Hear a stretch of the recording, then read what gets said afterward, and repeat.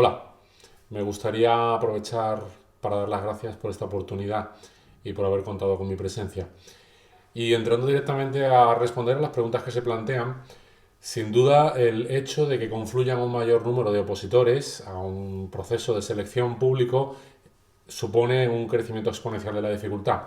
Pero no creo que por eso haya que variar las técnicas ni la estrategia de estudio. Todo lo más, incrementar el nivel de esfuerzo en consonancia con el mayor número de competidores y por tanto con la creciente dificultad. Pero no creo que ello implique necesariamente hacer un cambio de estrategia, porque las oposiciones siempre hay que plantearlas como si en efecto hubiese que hacer el máximo esfuerzo. Sobre la segunda de las preguntas, el tiempo de estudio, si hay que plantearse la meta más a largo plazo por el hecho de concurrir un mayor número de competidores o un mayor número de opositores, pues evidentemente la respuesta tiene que ser sí. Yo sé que muchos opositores se plantean las oposiciones como algo que hay que hacer en un plazo de tiempo determinado, pero creo que también lastrarse desde un inicio cuando se emprende una empresa de esta envergadura, es decir, ponerse límite, decir, cuento con estos cartuchos y agotados, ya no tengo opciones, creo que tampoco es un buen consejo.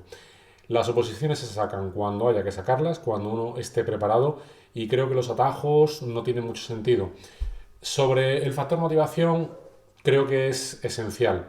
Y además la motivación no es algo que se pueda adquirir de fuera, la motivación tiene que surgir en uno mismo y a veces se confunden conceptos como motivación y determinación. La motivación puede ser en efecto el fin, aquello a lo que se tiende, evidentemente puede ser conseguir una plaza, pero luego también puede haber motivaciones de muy diversa índole, desde la necesidad de conseguir un trabajo estable, hacerlo por el propio opositor o por su propia familia, por conseguir estabilidad para la familia. Pero frente a la motivación, que sin duda es esencial, hay otra pieza clave que yo creo que a veces queda un poco de lado, que es la determinación. Es decir, tener la fijación, el objetivo nítidamente definido y no cejar en el empeño, no cesar hasta que se consigue. No es lo mismo, aunque es muy parecido a la determinación, pero no es lo mismo y creo que tiene el mismo nivel de importancia la motivación que la determinación. Una cosa es el motor y la otra cosa es el fin. Y creo que no es lo mismo, porque a veces la motivación se pierde. La motivación puede llegar a disiparse por el cansancio, la fatiga, pero mientras se tenga la determinación de decir, aunque me encuentre cansado, aunque hoy no sea el día idóneo, aunque no sepa muy bien qué hago hoy aquí porque se me ha olvidado después de tanto tiempo de estudio, sigo teniendo la determinación. Es como un tren que no se para. Es como un tren de mercancías que una vez puesto en marcha es difícil que se pare. Es difícil decir cuántas horas hay que invertir en el estudio. Además, creo que no siempre son las mismas. Creo que hay que seguir una cierta estrategia para dosificarse, para no quemarse,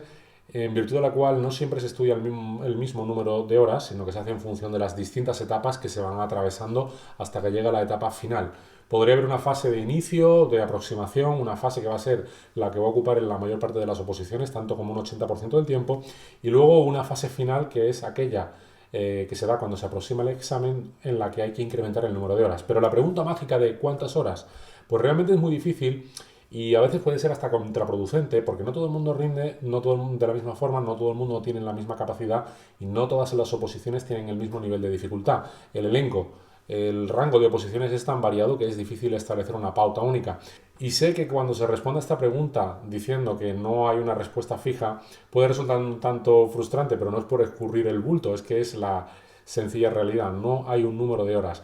Aunque sí que hay una máxima que se cumple, y esta, sin ser un dato numérico, sí que es muy importante. Tantas como te sea posible, pero administrándote para no perder el resuello. Y estableciendo una estrategia en función del calendario, que hay que trazarla a largo plazo. Yo siempre propongo realizarla en marcos temporales de un año y distribuyendo a lo largo del año distintas escaladas para ir incrementando el número de horas. Hay muchos tipos de opositor y en alguna ocasión ya se habló del opositor 2 como aquel opositor que al mismo tiempo estudia y trabaja, simultánea, frente al opositor 1 que es aquel que se dedica a tiempo completo, full time, si me permitís la expresión anglosajona, al mundo de las oposiciones, a la oposición todos los días o todos los días de la semana y todo aquello que se pueda permitir, en definitiva. Y realmente, aunque pudiera pensarse que el opositor que se dedica a ello a tiempo completo tiene alguna ventaja, lo cierto es que también el otro opositor, aquel que trabaja y oposita, tiene otras innegables ventajas que a veces parece que se dejan de lado. Y es que la vida del opositor que se dedica solo y exclusivamente a opositar se empobrece mucho más y llega a un punto, o puede llegar a un punto, en función del nivel de exigencia de la oposición, el tiempo que lleve, en que su vida, al ser menos enriquecedora, al tener menos contacto con la realidad, supone que todos esos procesos de atención, de capacidad se vayan mermando frente a aquel otro opositor que además trabaja, que se va enriqueciendo, que tiene un poco de contacto con la vida social, aunque sea en el ámbito laboral, y por otra parte también va tomando un contacto con la realidad y eso hace que al mismo tiempo pues mantenga un poco más viva la esencia, el interés por lo que hace, que también es verdad que son cosas estas que estoy comentando que se aprecian a largo plazo cuando por fin, lamentablemente, la oposición termina haciendo mella en el opositor porque, y con esto quiero concluir, es un proceso tan extraordinariamente duro, tan exigente a nivel físico y a nivel mental, tan incomprendido, que solamente lo comprende aquel otro opositor que también lo ha vivido. Como decía, es tan duro, es tan extenuante, que al final termina haciendo mella de una forma u otra, porque aunque no sea un trabajo de los tradicionalmente denominados de pico pala o de la mina o del mar, que son sin duda trabajos muy duros, también es una actividad que termina pasando factura por lo exigente que es, por lo extraordinariamente dura que es y sobre todo porque es algo, no olvidemos, que se hace como si fuese un oficio, pero por el que no te pagan. Es una especie de formación que vas añadiendo a tu mochila de aprendizaje, pero que realmente pues, no tiene un reflejo económico y eso, sin duda, unido al hecho de no tener una expectativa, una certeza del resultado final, lo hace algo realmente duro. Para concluir, me gustaría decir que para todos aquellos que estén opositando, a todos aquellos que se estén dedicando a esto, es muy importante tomarlo como si fuese una profesión, aunque no te paguen por ella, ya te pagarán en un futuro. Y como tal hay que profesionalizarlo, hay que tomarlo con una disciplina, con rigor y sobre todo aplicar metodología y técnicas de estudio. Hacer una planificación y una organización. Esto puede venir dado de la mano de una academia, de un preparador o del propio opositor, pero que establezca un calendario, que establezca una planificación. Para eso es muy importante a su vez seguir técnicas como puedan ser la del arrastre, el sistema de vueltas, hay muchas.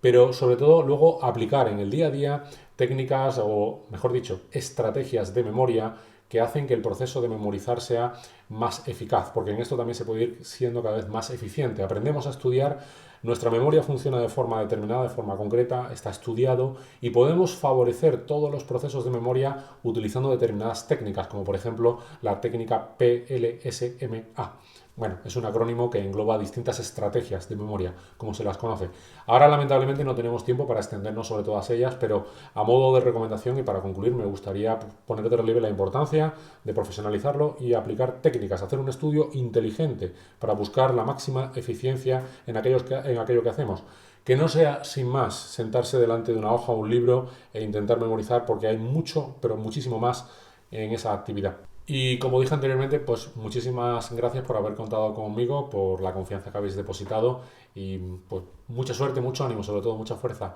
a todos los opositores.